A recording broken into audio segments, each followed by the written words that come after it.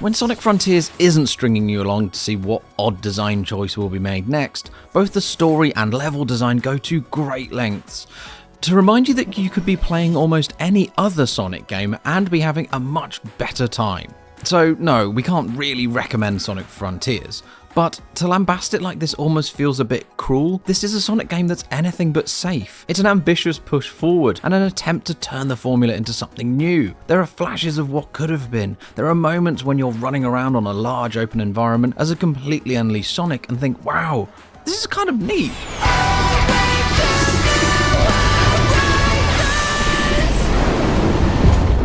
However, you'll notice as you zip around that actually Sonic isn't that fast.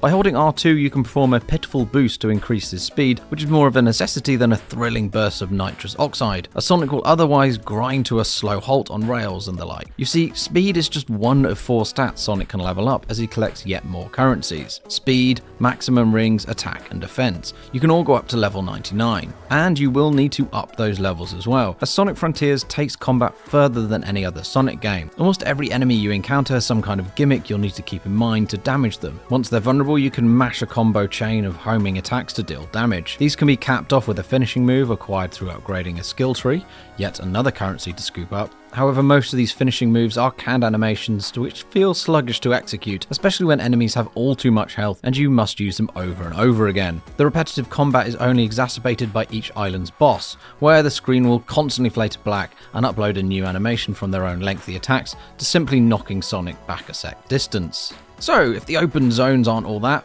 how are the more traditional levels?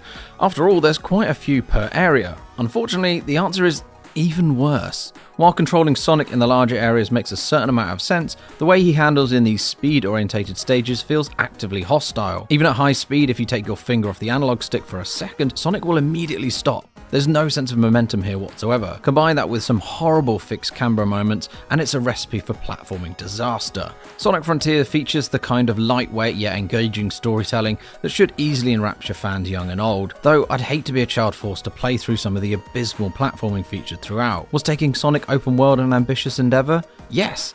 Did it pay off? Absolutely not. Sonic Frontiers takes on an all too ambitious approach to reimagining the hog as open world, but it ends up being too sluggish to control across the dull exploration, dull combat, and platforming challenges that hamper it.